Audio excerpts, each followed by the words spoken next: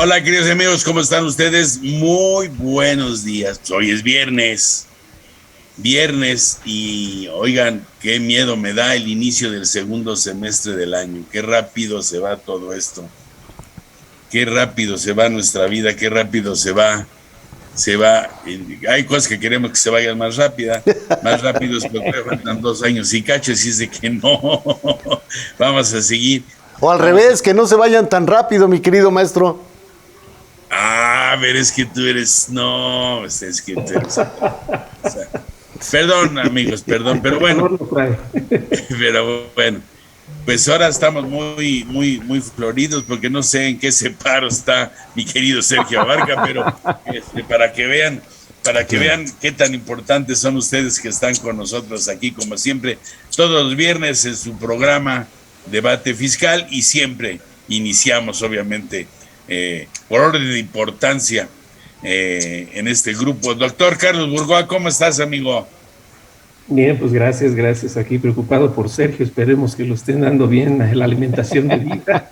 Es un derecho humano. Así que, No, pues es que pues sí, que hoy le toca, pues entonces ya lo pusieron ahí ya lo separaron por lo pronto. Sergio, ¿cómo estás, amigo?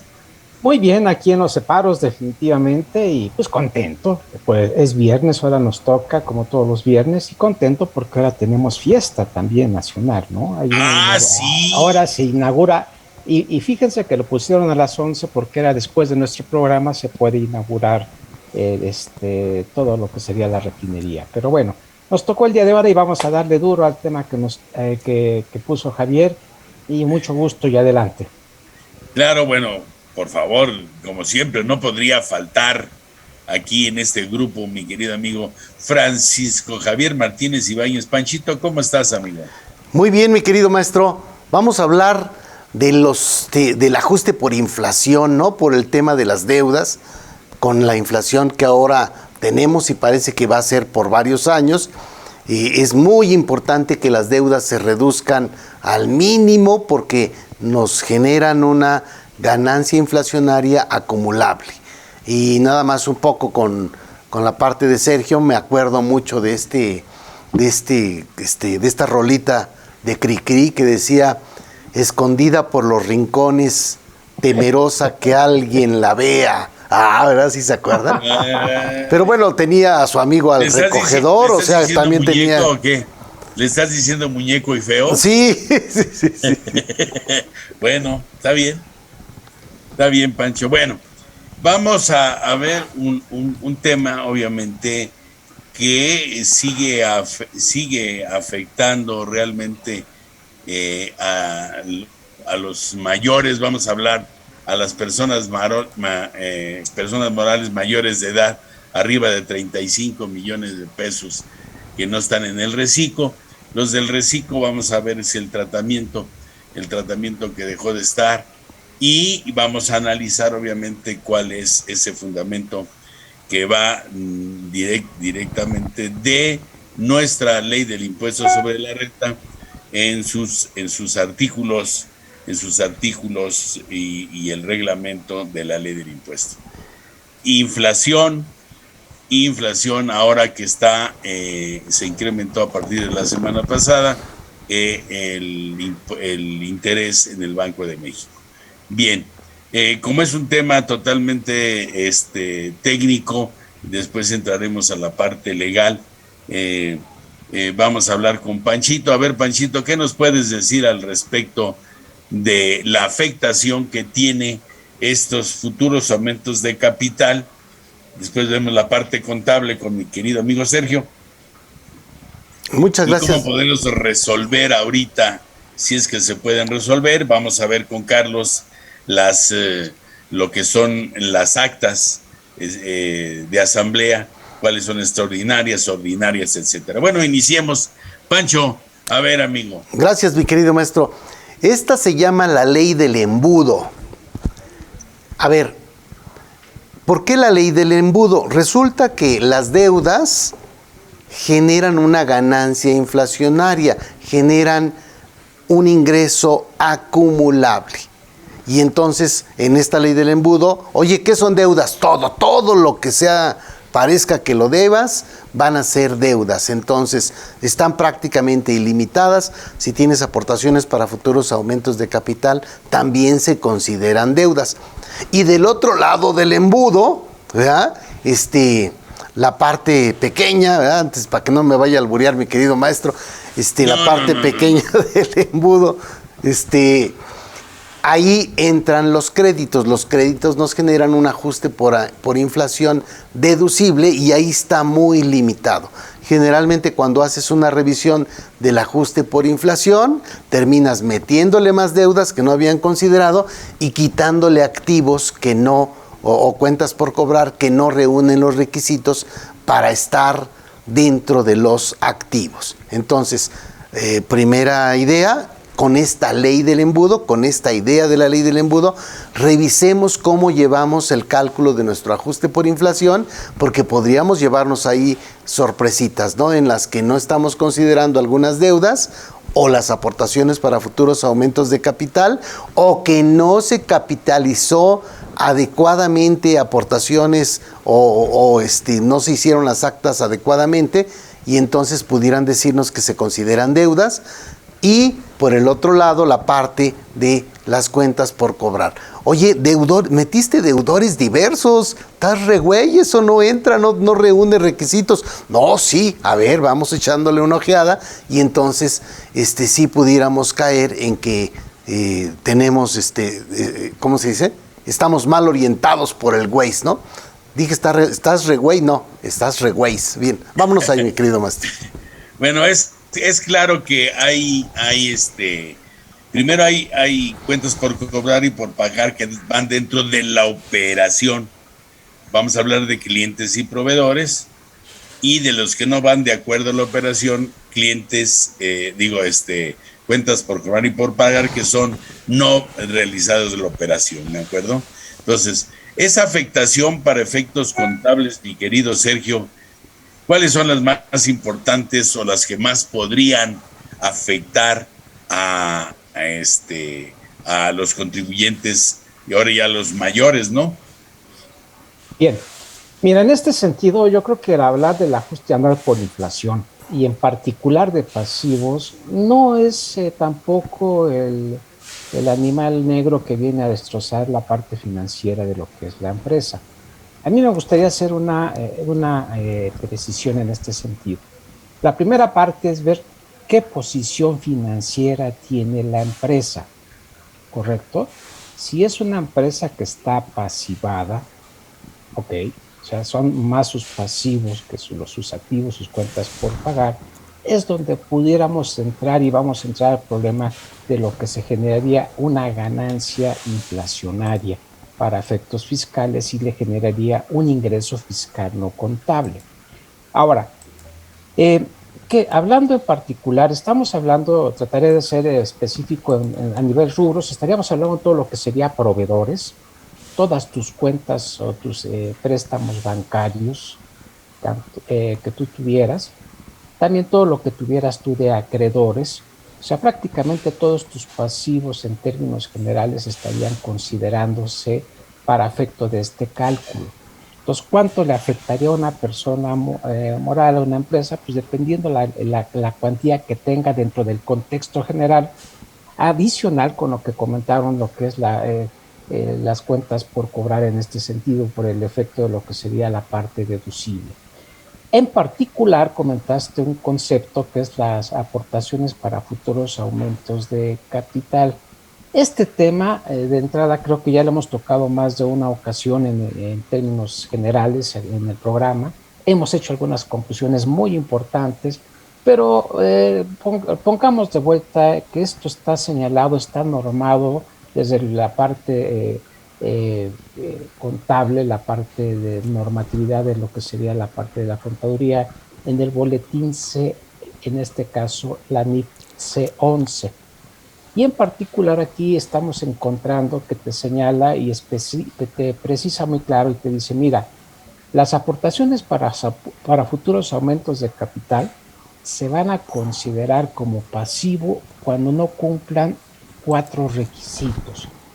Uno, que esté el acta correspondiente donde se haga referencia a lo que es la aportación. 2, que no sea reembolsable. 3, que se precisen las acciones y lo que se va a considerar. Y 4, que no haya derecho, bueno, que se pudiera reembolsar o regresar ya que se haya capitalizado en este sentido y que no tuviera ningún rendimiento en este caso. A ver, permíteme. Hay otra que me gustaría que también tocaras. ¿Qué pasó, mi querido maestro? No empiece con sus groserías. No. Ahorita vas con Pancho. Despiertas pasiones con Pancho tú. Bien. Es que un punto importante. Primero la parte específica para qué se va a utilizar y después por qué no la utilizaste, ¿no? Y ahí nada más dejo la aclaración, porque también tendré yo que avisar por qué no utilicé ese dinero para ese futuro aumento de capital, ¿no? Ahí lo dejo y perdóname la interrupción. No, ninguna. Lo que entiendo lo que estamos comentando es la aportación se está levantando en el acta para efecto de lo que sería la capitalización a lo que estás tú haciendo referencia. Esa es la primera parte importante. 2, que efectivamente se cumpla esta parte, pero que no se tenga derecho al reembolso, al regreso del efectivo. Esto podría ser ya posteriormente a lo que sería lo que es la capitalización, y el punto importante aquí también sería el número de acciones y lo que estaría considerándose, y que en ningún momento se generara ningún rendimiento. Esto particular, a mí me queda un poco claro, no me queda claro, Jesús, ¿a qué te refieres cuando sí utilizarse o no utilizarse? No entiendo esa parte y discúlpame. Sí, perdóname, a lo mejor no fui lo suficientemente claro, una disculpa. Primero vamos a hablar dices tú que voy a hacer un posible aumento de capital y tengo que avisar para qué va a ser ese aumento de capital, ¿de acuerdo? ¿En qué lo voy a utilizar y que no se pueda reembolsar? Pero ¿qué pasa si hacemos esta acta para hacer una inversión que por situaciones extranjeras o de tipo de cambio o legales ya no las pueda realizar porque no me autorizaron que pusiera yo una situación eólica en territorio nacional? O sea, ya no voy a utilizar ese dinero. Entonces, también tendría yo que avisar, según mi punto de vista, por qué no se hizo esa inversión, ¿no? Pero a ver, yo creo que eso es causa y efecto. Aquí estamos haciendo mención de lo que es la aportación del capital. Eso es lo que se está probando. Ahora, ¿para qué se va es variante, no sé, en la parte que me ha tocado. Se hace el acuerdo en lo que es la asamblea y dice, es una aportación para futuros aumentos de capital de tal socio, tal cantidad, tal periodo, haces la aclaración. Ahora, eso se está generando, ¿por qué causa? A la que tú haces referencias a una, pero en particular, ese es en forma específica. El efectivo puede entrar a lo que sería la aportación, y mientras, entiendo que lo que estamos comentando es que se va a utilizar para la operación de la compañía, que puede haber variantes en el camino, no funcionó esto y viene la otra. Ahora tú dices informar, cuando dices informar, a mí me queda la duda, ¿informarle a quién? Al SAT, al tercero, esa obligación, perdóname, como tal no está establecida en lo que es la normatividad como tal a lo que estamos haciendo mención, porque bueno, ya sería la utilización. Sí, lo que pasa es que dentro de estos cambios legales que se hicieron con relación a estos futuros aumentos de capital, es también que, como tú mencionaste, para qué se va a utilizar y que no va a ser reembolsable, porque para futuros aumentos de capital tiene que tener un objeto. ¿Para qué vas a aumentar el capital? ¿Para qué lo vas a utilizar?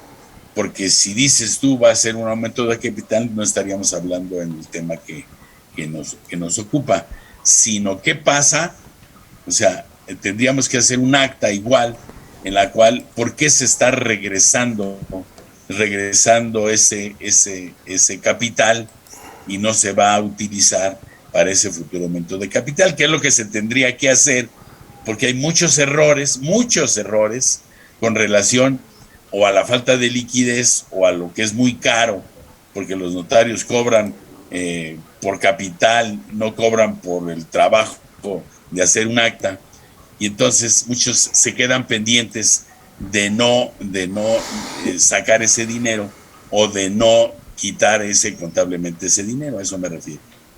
Ok, yo concluiría, haces la aportación y dices, es el incremento de capital, como tal lo tú tienes señalado, ya no es reembolsable, sería reembolsable, aquí importante nada más, Jesús, para pensar, hasta que después de que se haya previa capitalización de lo que es la cantidad.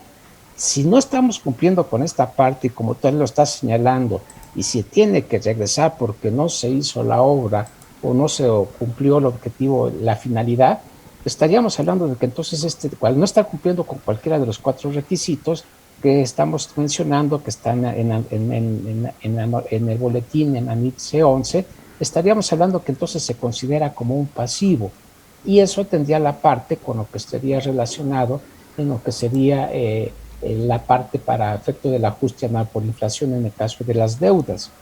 Yo creo que ese sería un punto importante. Ahora, ¿cuál es el problema en la práctica que he observado en este sentido? No sé cuál sería la experiencia de ustedes. Que anteriormente se manejaba esta cuenta como una cuenta de comodín, se malutilizaba, se manejaba y pues pone aportaciones para futuros justificando o no justificando, tratando de poner un registro. Automáticamente con lo que estamos mencionando, cuando estamos haciendo mención a esto y únicamente la estás utilizando por o para medio y solucionar algo, pues estamos hablando de que son pasivos, realmente no son aportaciones para futuros aumentos de capital, y que en muchas ocasiones ahí la cuenta se utilizaba para, era como un bote de basura, está mal dicho bote de basura, sino un recipiente donde entraba lo que estaba en proceso y no sabías que se tenía y que se tenía que regresar posteriormente.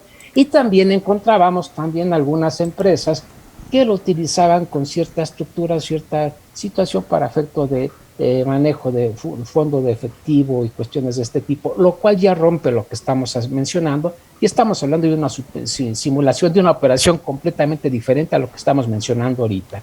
Ese sería mi comentario, Jesús. Bien. Oye, Sergio, Sí. Vamos a pasar a lo que sería la parte legal, en donde existen reuniones de socios ordinarios y extraordinarios, asambleas, y yo podría poner en mi sociedad que no necesito una acta extraordinaria para un aumento de este tipo de capital, doctor Bourgois. Bueno, es que esto es todo un show. Lo retomaría un poquito desde el inicio. Espero no hacer las cosas más complicadas. Más largas, licenciado. Más largas, como les gusta a veces a la gente, pero bueno, aquí lo importante es la historia breve para dejarlo sencillo. Esta cuestión inflacionaria, todavía me encuentro en la práctica gente que habla del componente inflacionario, algo así como muy viejito el nombre, porque hoy en día pues nada más cambió para ajuste anual por inflación, aunque verdaderamente la esencia es la misma, e incluso existe en el cálculo tributario americano. O sea, vamos, no es una situación exclusivamente mexicana. Se complica porque dado que las personas morales tributan con base en devengados, ¿no? Pues ahí es donde de alguna forma tienen que hacerse las veces del pago provisional, etcétera. Entiendo que esto es lo que nos lleva a que si la gente se está financiando de mí o yo me estoy financiando de la gente, en ese equilibrio que se busca considerar, se me va a generar un ingreso acumulable o una deducción, y diríamos que es una deducción fiscal no contable, en donde no voy a encontrar jamás el comprobante, y también voy a tener un ingreso fiscal no contable. Y ahí es donde empieza a hacerse la partición entre lo financiero contable, pues, respecto de lo fiscal. Cayendo en el esquema exacto de lo que ahorita platicábamos, estos futuros aumentos de capital verdaderamente es algo muy bizarro, porque ni siquiera la ley mercantil lo prevé. Jamás pensó el legislador que esto viene en la normatividad desde Porfirio Díaz. Alguno de ustedes quizás lo recuerde, yo no me tocó, Pero bueno, pues es que jamás se pensó en alguien que iba a ver si le sumaba dinero o no a la sociedad. Y aquí yo creo que, como bien dice un gran autor, Jorge Bucay, ¿cómo se sale de un callejón sin salida? Por donde se arrancó. Y la pregunta es, ¿lo vamos a registrar contablemente como un pasivo o no? Y decía muy puntualmente Sergio, ¿bajo qué condiciones se da? La NIF C11, eso es igualito a la madrina de Disney. Es muy ilusoria, pero vamos a tratar de darle sentido a lo que quisieron hacer con esa NIF C11. Primero, las preguntas básicas, que es lo que pondré para generar clara la idea. ¿El futuro aumento de capital es hecho solo por socios o también lo pueden hacer los externos? Pues creo que evidentemente solamente por socios. Si un externo llega, sería a colación de obligaciones y se volvería obligacionista. Seguimos avanzando. Si tenemos un futuro aumento de capital, ¿debe constar en acta o no? Pues depende si fue una asamblea ordinaria o no. Lo más importante, la NIF C11 dice de manera muy ilusoria que este dinero no debe regresarse. Pero ¿y si por ahí tenemos una obligación condicional, suspensiva o resolutoria, que dependiendo de si se da o no, se regresa o no? Eso no lo dice el boletín C11. No me lo puede anquilosar nadie, porque es la libre voluntad de las partes, 1832 del Código Civil o 78 del Código de Comercio. Dicho en otras palabras, yo soy socio, ya voy avanzando bien en la NIF, pongo este dinero en la sociedad. Para mí no tendría sentido poner dinero a dormir, porque mejor lo dejo en el banco, dado que me da intereses. Pero ok, lo pongo en la sociedad por la realización de un proyecto, porque a futuro creo que puede caer en la cuestión, lo que ustedes quieran, ¿no? Inflación, etcétera. Pero si no se hace el proyecto, si no se dan estos motivos, que pueden ser situaciones ajenas a las decisiones de la sociedad, pues lógicamente el dinero me va a retornar. Entonces eso es por excepción, mientras que la condición es que no regresa. Entonces quiere decir que contablemente es una deuda mientras y luego mientras no lo es, o cómo es. Vamos, ese es el tema principal, la voluntad de las partes. Ahora, ya si de ahí nos vamos a que lo capitalizamos, me acuerdo de la reforma de 2021 que hizo a más de uno empezar a complicarse. ¿Por qué? Porque fue muy claro el artículo 30 del Código Fiscal cuando señalaba que si se daba aumento de capital, ojo, por simple espontaneidad, pues tendría que estar el estado de cuentas, si buen dinero, o el avalúo del superávit en revaluación del activo fijo. Los aumentos por capitalización de reservas o dividendos me exigían las actas de asamblea o los registros contables. El aumento por capitalización de pasivos, ahí implica que yo ya lo registré como pasivo, se requiere el acta de asamblea en la existencia contable del pasivo y su valor. Pero las reglas de carácter general le pusieron un plus, y es que un contador certificado tendría que haber hecho las propias veces de lo que ya sabemos, ¿no? El trabajo. Entonces, creo que esto es lo más complicado respecto de la voluntad inicial. Cierto, el ajuste anual por inflación me genera el efecto inflacionario. Y si ese efecto inflacionario es motivo de decisiones intermedias, se puso un poco complicado. Nada más para dar mi comentario. La fecha cierta que se necesita o no, depende si es asamblea ordinaria o no. Y yo he platicado un tema muy importante con uno de mis colaboradores. Siempre revisen el artículo 25 y el artículo 29 del Código de Comercio, que hace los requisitos de lo que tiene que pasar por inscripción al registro público y el surtimiento de efectos para terceros. O sea que sencillito, ¿no? Pues no tan sencillo. Muy bien, vamos a corte, mi querido maestro. Bueno. Sí, vámonos a corte y volvemos. ¿Sabías que el sueldo promedio de un oficial de cumplimiento o responsables en prevención de lavado de dinero es de 35,000 pesos en México? Te invito a que te vuelvas asesor PLD. ¿Quién puede ser asesor? Profesionistas, personas con preparatoria concluida o con carrera técnica, como administradores, abogados, contadores, licenciados, gestión de negocios, economistas, financieros, licenciados en comercio internacional, entre otros. La experiencia y el juicio profesional son valiosos para ser un asesor en PLD. Al formar parte de nuestra comunidad obtienes capacitación en las disposiciones de prevención de lavado de dinero en actividades vulnerables. Puedes ver el curso las veces que sea necesario y a la hora que tú puedas. Y una vez aprobadas con mínimo de 8.5, se genera tu constancia, descarga de materiales y presentaciones. ¿Tienes acceso a la biblioteca Lexat? Contamos con el registro de la Secretaría del Trabajo y Previsión Social. Para mayor información, comunícate al 55 73 42 88 15 o escríbenos un correo a contacto@taxday.com.mx. ¿Ya cuentas con tus puntos para cumplir la norma de educación continua del Instituto Mexicano del Seguro Social? No te preocupes, IMEFI trae para ti el taller IMSS e Infonavit. En este taller revisaremos temas como aspectos básicos de los ramos del Seguro Social, principales obligaciones patronales, seguro de riesgo de trabajo, principales obligaciones ante el Infonavit, pago de cuotas obrero patronales, salario base para el pago de las cuotas. ¿Qué estás esperando? Aparta tu lugar. Para mayor información, comunícate al 55 81 54 74 37 o al correo cursos@imefi.com.mx. ¿Sabías que según la ley de ISR considera partes relacionadas a dos o más personas cuando una participa de manera directa o indirecta en la administración, control o capital de la otra?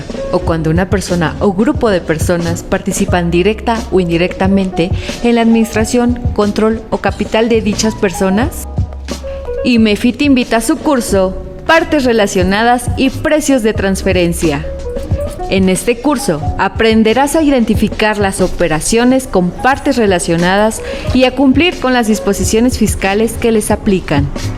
No esperes más, aparta tu lugar y vuélvete un experto en el tema. Para mayor información, comunícate al 55 81 54 74 37 o al correo cursos@imefi.com.mx.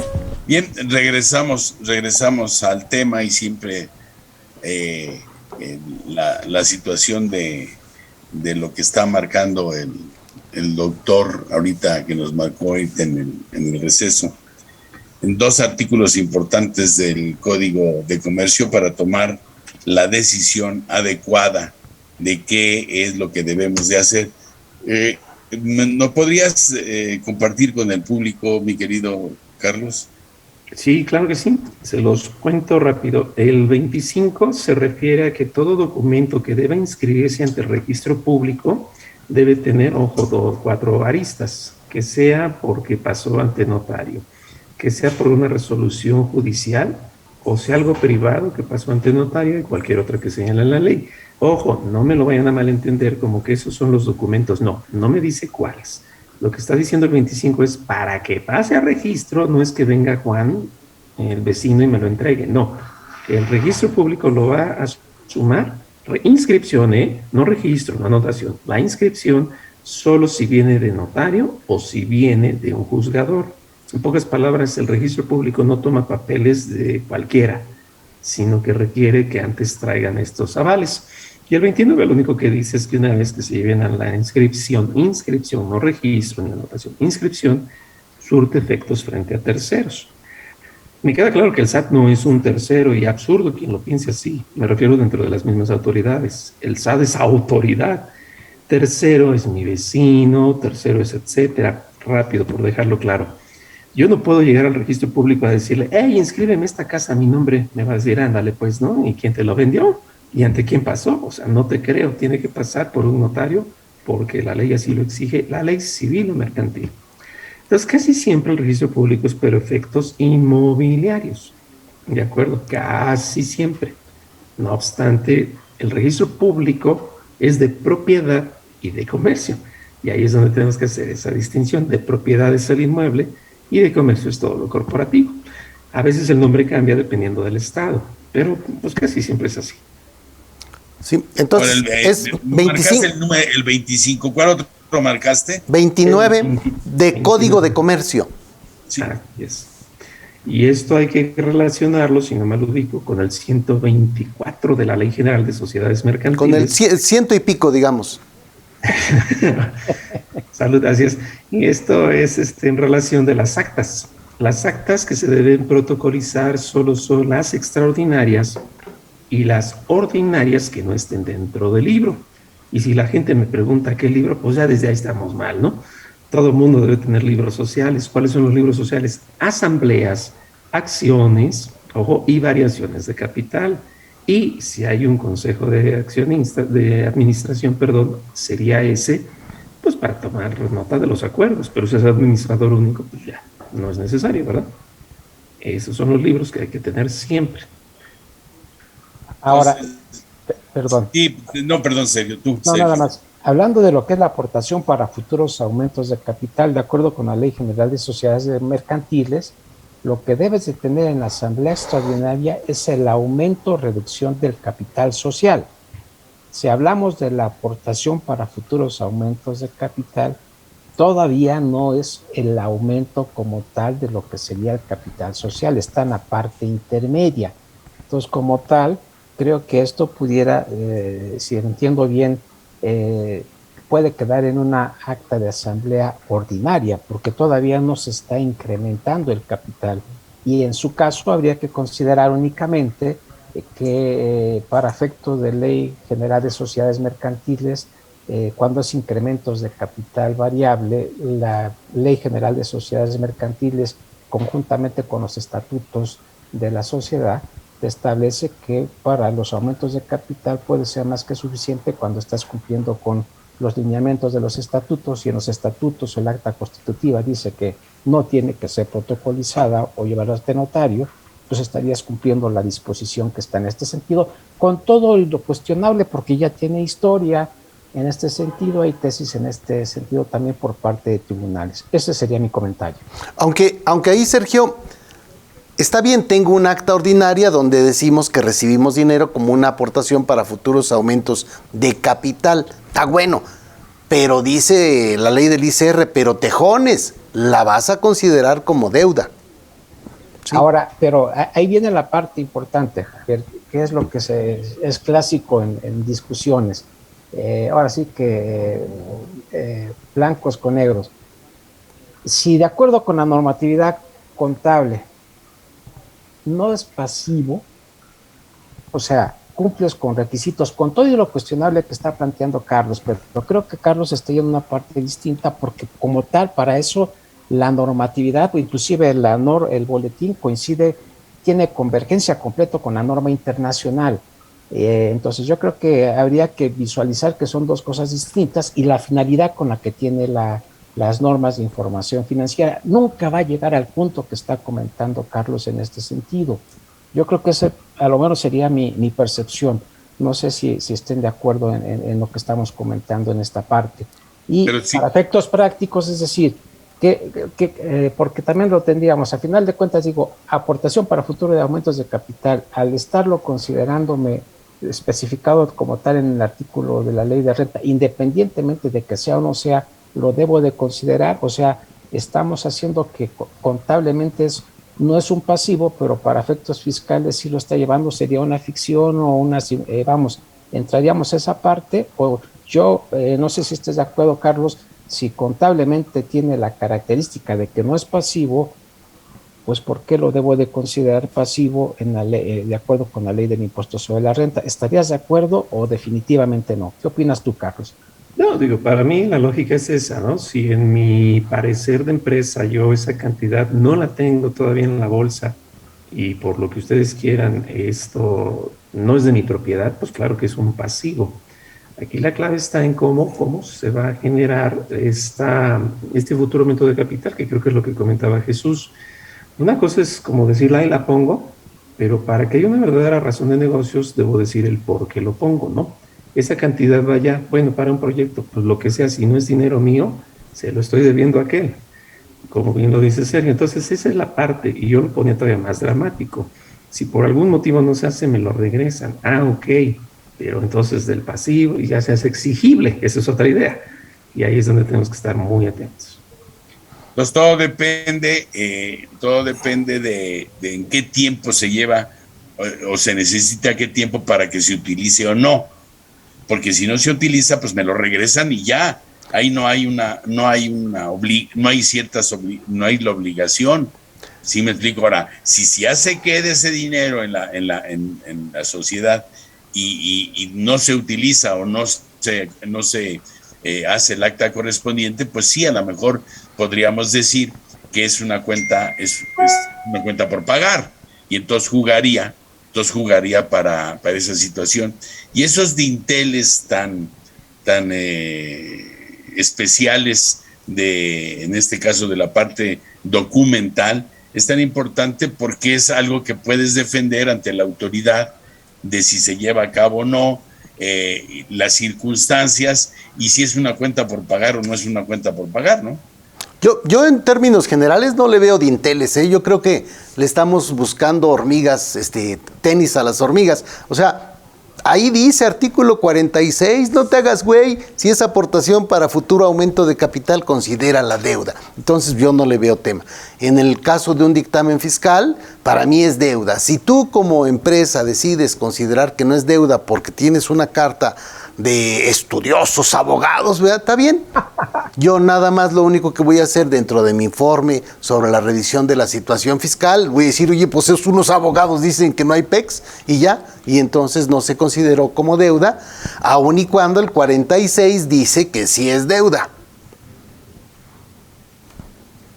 Pues es que es tan sencillo como lo dice Javier, ¿no? ¿Ese dinero ya te pertenece o no? La respuesta, Claro. pues si no entro en mis arcas, no entro en mi capital, no entro en la cuca, así de fácil, pues bye, no es mío, pues es deuda. Ándale, esa sería una buena onda, una buena idea. Si no entra en la cuca, es deuda.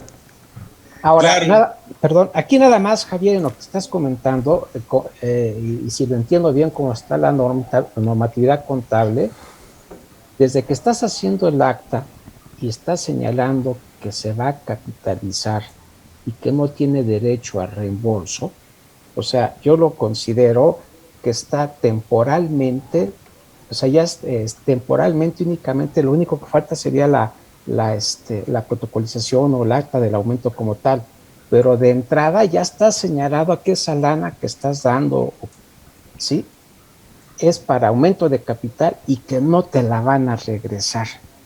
O sea, ya está especificado definitivamente. Sí. Entonces, lo único que estaría es temporalmente está en ese estatus a que pasa el siguiente paso, que sería ya como tal el incremento del capital o la formalización.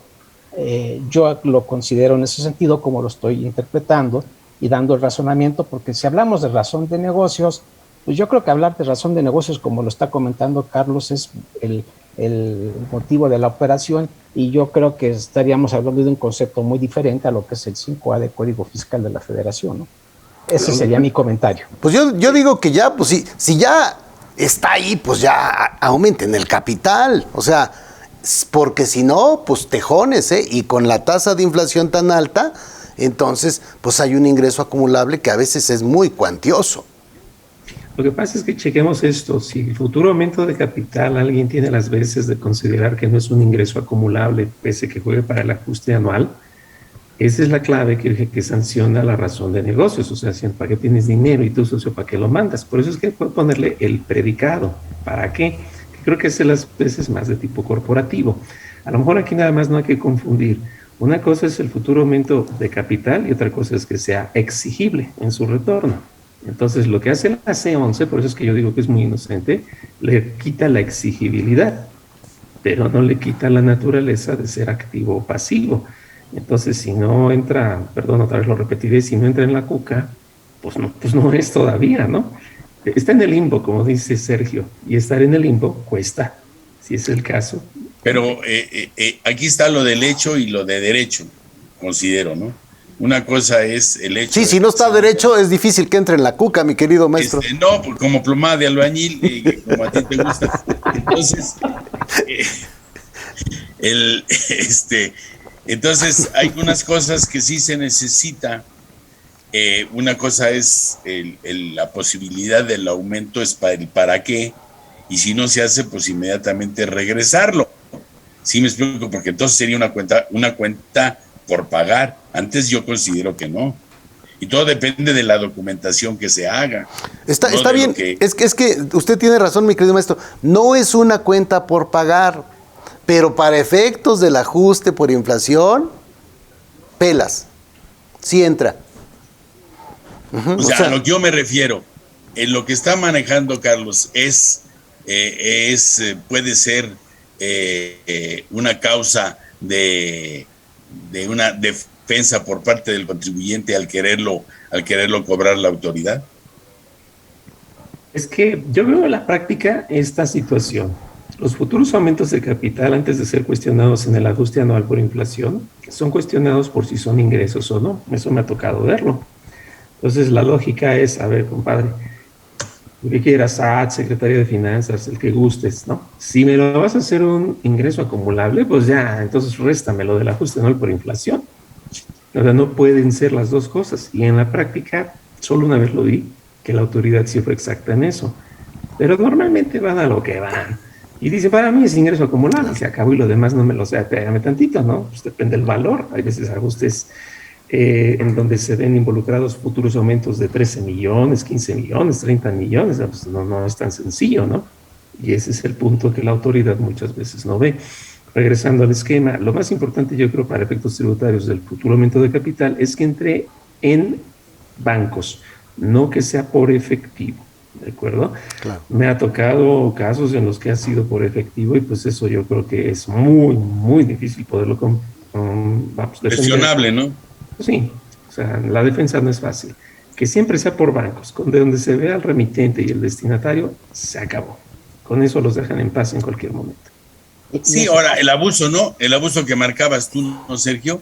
Que esas partes de los ingresos no declarados, esos excesos de efectivo, siempre los contabilizaban para futuros aumentos de capital y en realidad, bueno, pues ese tipo de prácticas que se hacían como muchas cosas que se están ahora encuadrando en la legalidad, pues se hacían con naturalidad y que muchas veces llegan a situaciones reales a ser complicadas, nada más, ¿no? Ahora, y me gustaría complementar, en el supuesto, en el entendido, como lo comenta Javier, de que sea un pasivo para efectos fiscales, correcto, voy a dejarlo hasta ahí. Y el planteamiento que hace, oye, después hay la devolución. Bueno, pues recordemos que tenemos en el reglamento de la ley de renta el concepto de lo que es la cancelación, y que entonces lo que tú consideraste como acumulable en su momento en el ajuste anual por la inflación, al estar cancelando la operación, haciendo la devolución total, tendrías que cancelar también entonces el efecto del ajuste anual por inflación, de acuerdo con lo que sería el reglamento en este caso, como lo estamos comentando. Sería una acotación, un punto complementario a lo que estabas comentando, Javier. No sé si estés de acuerdo en esto. No estoy de acuerdo, porque cuando regresas el dinero es como si estuvieras pagando la deuda. En tanto tuviste el dinero, sí tuviste la deuda. Vamos por últimos comentarios, tenemos menos de un minuto para cada quien, por favor. Muchas gracias. Sí, no está fácil el tema, yo creo que es bien interesante este ajuste por inflación. Nada más habrá que revisar el artículo 45 de los créditos en la ley del embudo, donde está la parte pequeña, ¿verdad? Créditos para ajuste por inflación. No se consideran créditos los deudores diversos, o sea, tienen ahí muchas limitantes. Los accionistas, los fideicomitentes y fideicomisarios, los funcionarios y empleados, los pagos provisionales, las cuentas por cobrar cuando acumulas hasta que cobras en sociedades civiles o personas físicas, o sea, casi que nada es crédito. Soy Javier Martínez y me encuentran en Tax Day PLD MX. Bien, Carlos. Pues bueno, simplemente platicarles que, como ya lo hemos visto, son temas muy complejos, se involucran muchas disciplinas y para hacerlo bien hay que hacerlo bien desde el principio. Si no queremos descalabros posteriores, hay que ponerse el suéter en la noche antes de salir, si no al rato a lo mejor hasta COVID nos da, ¿verdad? Entonces con calma. Y bueno, pues estar muy atentos. Como siempre, estoy con mi nombre, Burgo Atolodía Asociados, Burgo Editores, y pues a seguir asesorándose bien. Sergio. Gracias. Pues únicamente comentar, hemos refrescado algunos temas que parecen importantes, lo estamos retomando, los sacamos de vuelta a la mesa, han tenido ciertos cambios, ciertas modificaciones, habría que estarlo considerando y verlo, y por supuesto, evitar este tipo de circunstancias en lo más posible. A mí me encuentran en fiscosat-2010@hotmail.com. Gracias. Bien, muchas gracias. Bueno, como ven ustedes, son demasiados puntos de vista que hay que ver y que hay que aclarar. La situación es, hagamos las cosas bien y tengamos claro para qué es lo que lo tenemos. Ahora, si tenemos ya contabilizado eso, y nos falta llevarlo o sacar el dinero o resolverlo, hagámoslo antes porque la inflación es muy alta. Su servidor amigo, a mí me localizan en Arisbe Corporativo Jurídico Fiscal o en millarufe@yahoo.com.mx. Y nada más me queda más que agradecerles a cada uno de ustedes el estar con nosotros y de repente en meternos o compartirles a ustedes todo esto que nos llegue en un momento dentro del estudio que estamos haciendo con varios conflictos y que son multidisciplinarios aquí para ustedes. Bien, agradezco mucho a mi directora general de IMEFI TV, Jessica Rueda Rentería, a nuestro equipo de producción comandado por Luis Valiente, conocido como Rocky con sus ángeles, Fernanda López Cámara y Adriana López Barrios, y a nuestra gerencia de mercadotecnia, Nelly Bastida, y sobre todo y muy importante a todo el set, todos los que intervienen para que esto llegue a sus hogares. Muchísimas gracias. No se les olvide, nos vemos dentro de 8 días para que nos vuelva a tocar. Este es su programa Debate Fiscal.